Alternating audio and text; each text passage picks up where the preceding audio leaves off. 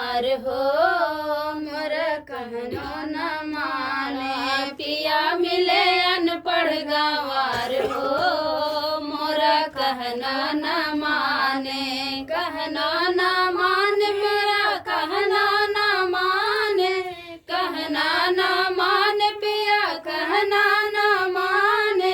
पिया मिले अनपढ़ गंवार हो मोर कहना न माने, पिया मिले अनपढ़ गंवार हो मोरा कहनो न माने। सास सोई अंगना ससुर मोर दुआरे, सास सोई अंगना ससुर मोर दुआरे। पिया सोई चुलिया मोहार हो मोरा कहनो न माने, पिया सोई चुलिया दुआर हो मोरा कहनो न माने। पिया मिले अनपढ़ गंवार हो मोरा कहनो न माने, पिया मिले अनपढ़ गंवार हो मोरा कहनो न माने। होत भिनु सारे में चूल पोते गईली, होत भिनु सारे में चूल पोते गईली।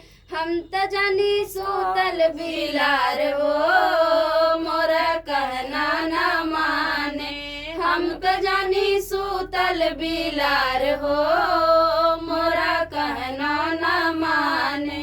पिया मिले अनपढ़ गंवार हो मोरा कहना न माने, पिया मिले अनपढ़ गंवार हो मोरा कहना न माने। धई के टांगरिया जय अंगना में फेंकली, धई के टांगरिया जय अंगना में फेंकली। राजा गायन छितराई हो मोरा कहना न माने, राजा गायन छितराई हो मोरा कहना न माने।